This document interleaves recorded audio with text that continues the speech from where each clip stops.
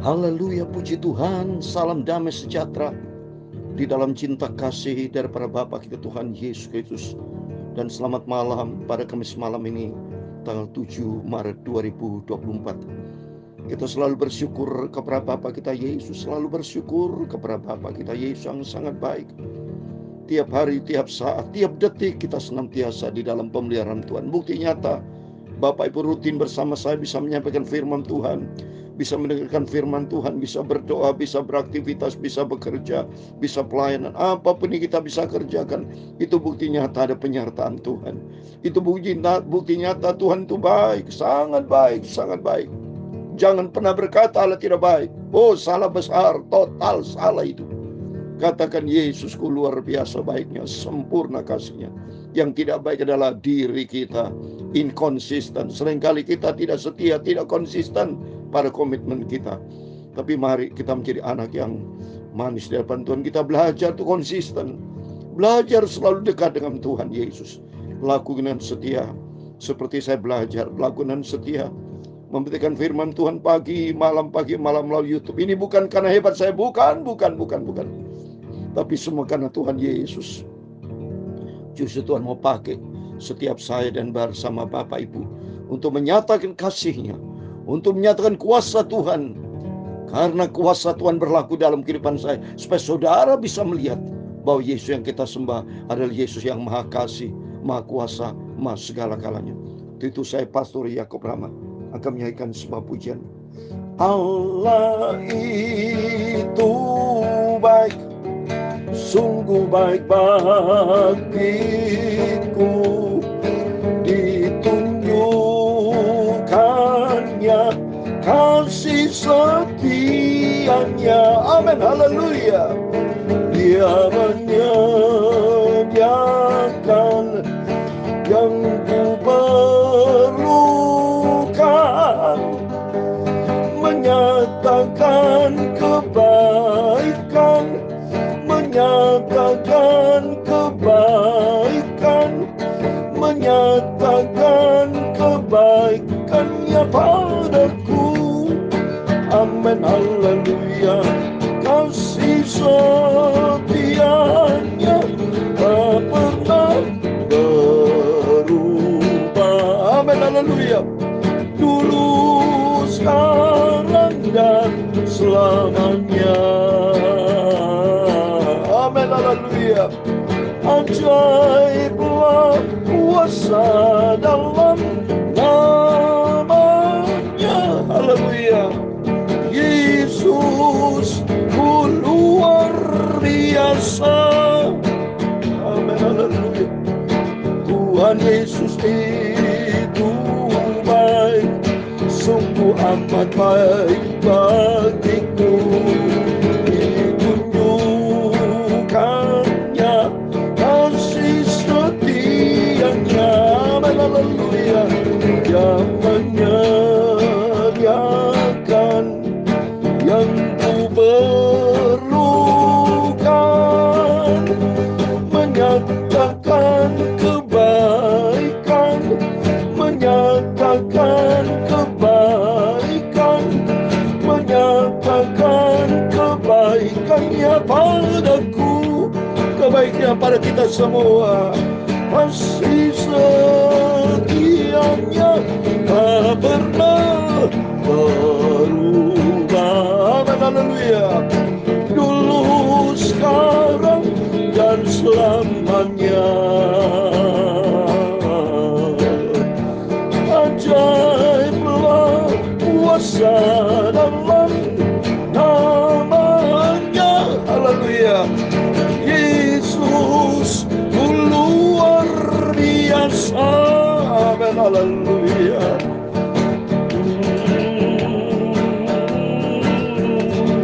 Dalam Ratapan pasal 3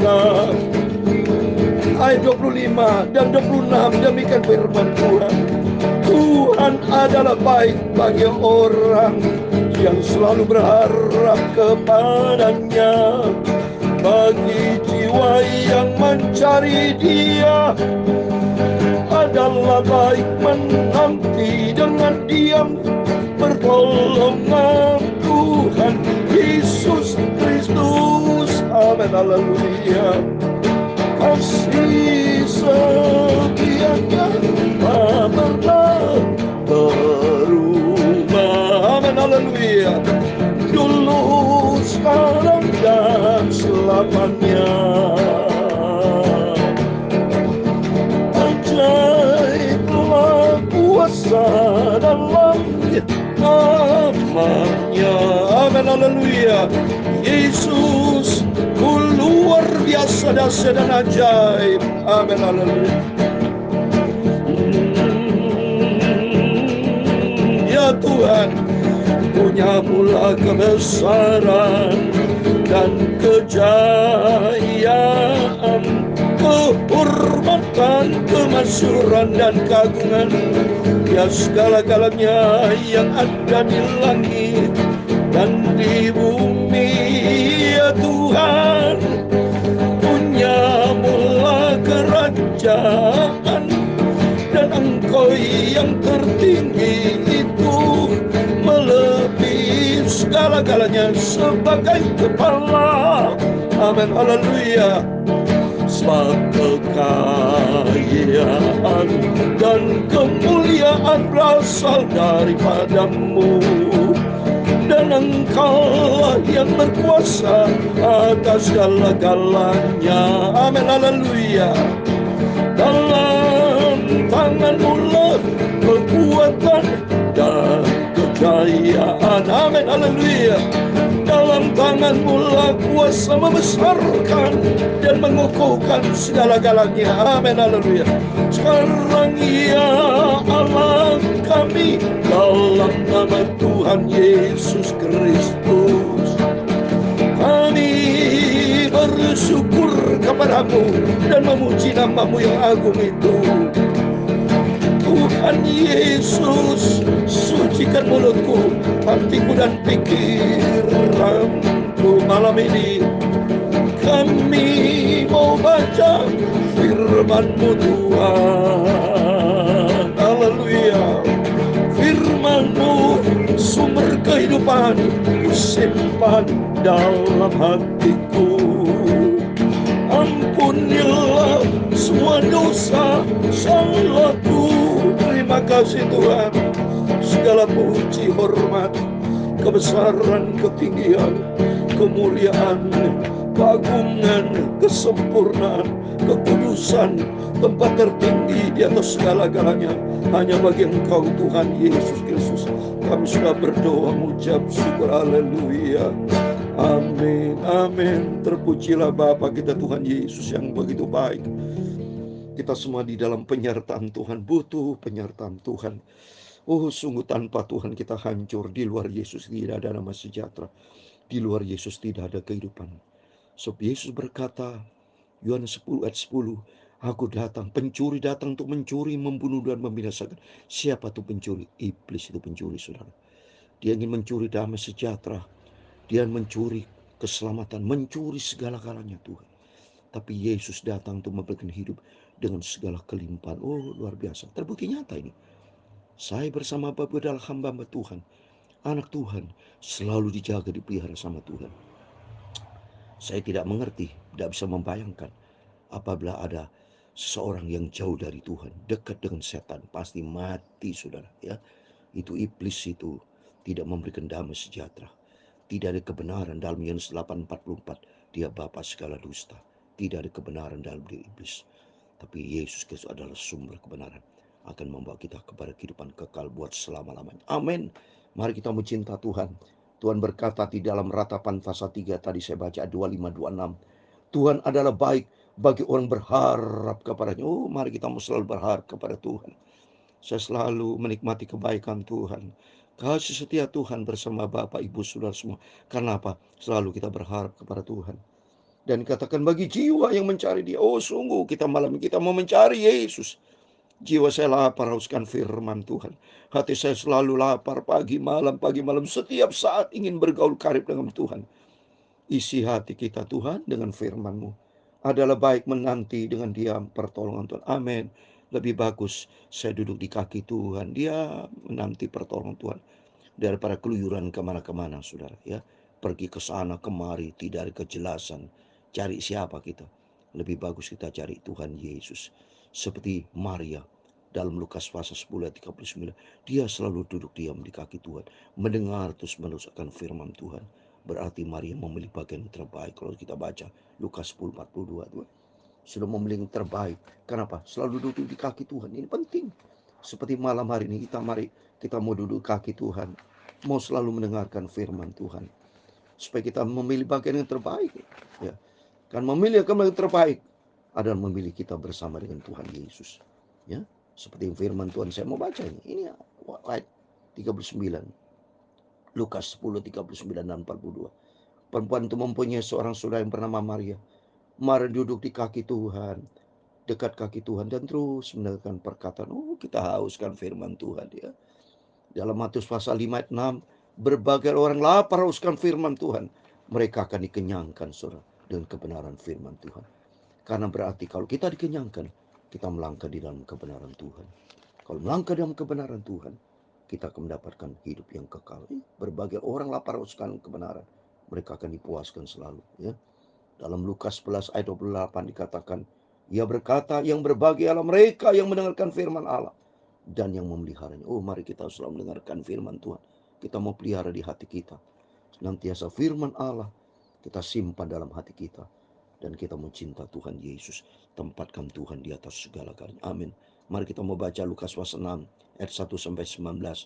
Murid-murid memetik gandum pada hari Sabat. Mari kita lihat ya. Pada suatu hari Sabat, ketika Yesus berjalan di ladang gandum, murid-muridnya memetik bulir gandum dan memakannya, sementara mereka mengisarnya dengan tangannya. Ayat yang kedua, tetapi beberapa orang Farisi berkata, mengapa kamu berbuat sesuatu yang tidak diperbolehkan pada hari Sabat? Ya, lalu Yesus menjawab mereka, tidakkah kamu baca apa yang dilakukan oleh Daud ketika ia dan mereka mengikuti lapar? Bagaimana ia masuk ke dalam rumah Allah dan mengambil roti sajian, lalu memakannya dan memberikannya kepada pengikut-pengikutnya. Padahal roti itu tidak boleh dimakan kecuali oleh imam-imam. Ayat yang kelima, kata Yesus lagi kepada mereka, anak manusia adalah Tuhan atas hari Sabat. Amin. Mari saya mau jelaskan. Memang saudara, peraturan Yahudi ya, tradisi Yahudi, aturan yang berkaitan menghukum Taurat semua. Karena Yahudi itu memang taat kepada ketentuan Taurat ya. Tapi dia tidak tahu Yesus itu siapa. Ini masalah. Jadi ada suatu gap saudara. Karena orang Yahudi itu taat kepada peraturan. Tapi dia tidak melakukan dalam artian ya menghormati. Dia tidak tahu siapa tuh Yesus. Dia memang peraturan Yahudi atau memang sudah ketentuan hukum Taurat ya. Tidak boleh ketentuan ya untuk melaksanakan apapun kegiatan apalagi memetik ya gandum ya pada hari Sabat. Jadi karena masalahnya orang Yahudi itu, orang Farisi imam selalu memantau Yesus. Karena Yesus itu dianggap suatu raja, dianggap suatu hal yang menyaingi dia ya. Namanya terkenal Yesus. Dia tidak tahu bahwa dia itu Allah. Ya, Allah itu yang besar menjadi manusia itu nama Yesus. Tapi mereka menolak, saudara. Maka selalu dimonitor Yesus, dicari kesalahannya. Ya, kalau jadi kesalahan sebagai bahan untuk melakukan suatu kejahatan terhadap Yesus. Ya, maka Yesus berkata, akhirnya dikunci sama Tuhan ya. Ya, bahwa anak manusia adalah Tuhan atas hari Sabat. Jadi ini pelajaran buat kita. Peraturan-peraturan itu boleh kita taati, tapi Tuhan Yesus tempatkan di atas peraturan. Ini jadi di sini saudara. Bicara peraturan berkaitan sama horizontal, hukum-hukum tata cara manusia, ya. Tetapi Yesus itu vertikalnya dia adalah Tuhan. Dia tidak mengerti dia. Maka Yesus berkata, dikunci sama Tuhan.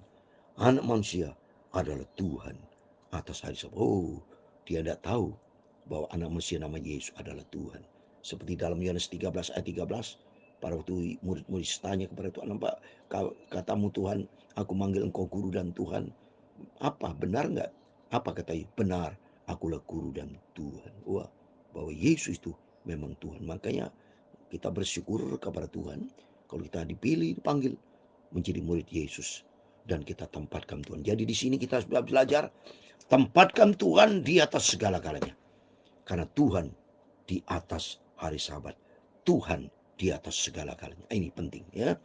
Supaya kita senantiasa mau mencintai Tuhan. Taat kepada perintah Tuhan. Prioritaskan Tuhan di atas segala prioritas. Berikutnya lihat, pada suatu hari Sabat lain, Yesus masuk ke rumah ibadat, lalu mengajar. Di situ ada seorang yang mati tangan kanannya. Ahli Taurat dan orang Farisi memata Yesus kalau ia menyembuhkannya orang Farisi Sabat, supaya mereka dapat alasan untuk mempersalahkan. Benar kan? Ternyata mereka selalu cari gara-gara. Orang Farisi dan Taurat memang hatinya jahat. Ya, dia hanya berpatokan kepada aturan saja. Ya, tapi perbuatan kasihnya kepada Tuhan dia tidak ada. Dia cuma pura-pura seperti sama Tuhan kalau saya pikir ini juga.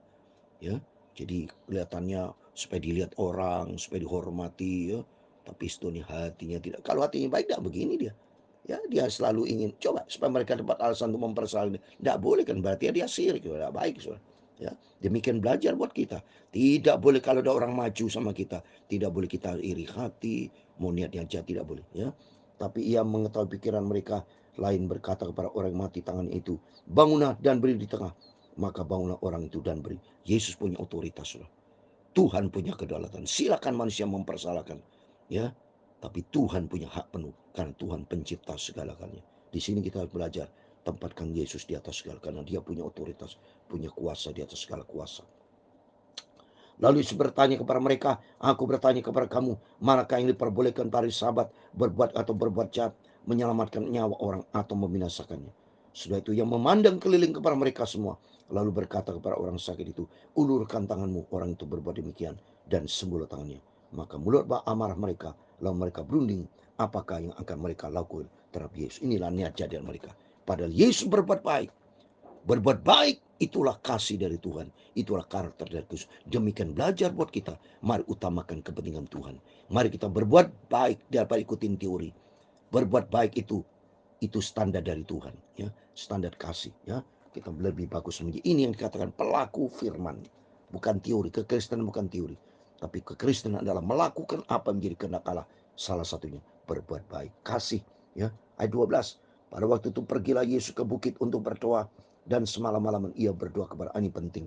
Di sini kita bisa belajar di ayat 12 ini. Pentingnya banyak berdoa kepada Tuhan. Kalau kita banyak berdoa, beda dengan orang yang tidak banyak berdoa. Berdoa kepada Tuhan supaya Tuhan banyak bicara kepada kita. Tuhan berikan banyak petunjuk, berdoa kepada Allah. Supaya Allah yang izinkan kita menyembah kepada Tuhan, kita memuji nanti Tuhan yang bicara kepada kita apa yang harus kita kerjakan, ya. Sehingga apa yang kita kerjakan itu standarnya menurut kehendak Allah. Itu pentingnya kita berdoa, bergaul karib dengan Tuhan, minta petunjuk dari Tuhan, biar kehendak Tuhan yang jadi dalam seluruh aspek hidup kita. Ketika hari siang, ia memanggil murid-muridnya kepadanya, lalu memilih dari antara mereka 12 orang yang disebut rasul. Wah, ini Tuhan pilih rasul. Siapa itu? 12 murid Yesus, 12 rasul. Yaitu yang pertama, Simon juga disebutnya Petrus. Yang pertama. Kedua, Andreas, saudara Simon. Tiga, Yakobus. Keempat, Yohanes. Yang kelima, Filipus. Keenam, Bartolomeus. Ketujuh, Matius, pengunjuk itu saya. 8, Thomas. Kesembilan, Yakobus anak Alpius. 10, Simon yang disebut orang Selot. 11, Yudas anak Yakobus. 12, Yudas Iskariot yang kemudian menjadi pengkhianat. Coba nih, padahal Tuhan sudah pilih menjadi rasul, dipilih menjadi milik Tuhan, tapi jadi pengkhianat. Dan mungkin juga ada orang Kristen, banyak orang Kristen jadi pengkhianat. Banyak orang Kristen sudah dipilih sama Tuhan, dipanggil sama Tuhan, dipakai Tuhan, para hamba Tuhan semua, tapi ujung tidak setia, jadi pengkhianat. Ini belajar buat kita, jadilah menjadi anak Tuhan yang baik, yang setia, yang taat kepada firman. Jangan seperti Yudas Iskariot masuk ke neraka, saudara, ya. Ayat 17. Lalu ia turun dengan mereka dan berhenti pada suatu tempat yang datar. Di situ berkumpul sebelah besar dari murid-muridnya dan banyak orang lain yang datang di seluruh Yudea, dari Yerusalem dan dari pantai Tirus dan Sidon. Mereka datang untuk mendengarkan dia dan untuk disembuhkan dari penyakit mereka. Juga mereka dirasuki oleh roh jahat, beroleh kesembuhan. Amin. 19 yang terakhir. Dan semua orang banyak itu berusaha menjamah dia, karena ada kuasa yang keluar daripadanya, dan semua orang itu disembuhkannya. Amin. Dalam nama Tuhan Yesus Kristus. Bapak, Ibu, saudara semua bersama saya diberkati Tuhan. Kalau ada di antara sakit, Bapak Ibu, seperti firman Tuhan katakan, semua orang disembuhkan dalam nama Yesus. Bapak Ibu saudara semua, saya mau berdoa, sembuh dalam nama Yesus. Yang penting mari kita mencinta Tuhan. Di sini kita bisa lihat betapa baiknya Tuhan. Semua orang sakit disembuhkan, ditolong sama Tuhan. Tempatkan Tuhan di atas segala-galanya, dan belajar kita mau setia dan taat. Lakukan apa yang menjadi perintah Tuhan. Tempatkan Tuhan di atas segala-galanya dan rajin berdoa. bersekutu dengan Tuhan. Di situ kita mau hubungan akrab dengan Tuhan Yesus. Katakan, Allah itu baik, sungguh baik bagiku. Ditunjukkannya kasih setianya. Amin, haleluya. Dia menyediakan yang ku perlukan, menyatakan kebaikan, menyatakan kebaikan, menyatakan kebaikannya padaku. Bukti nyata Yesus itu baik. Haleluya. Kasih setianya tak pernah berubah, dulu, sekarang, dan selamanya. Haleluya. Ajaiblah kuasa dalam namanya. Amin, haleluya. Yesus dahsyat luar biasa. Amin, haleluya.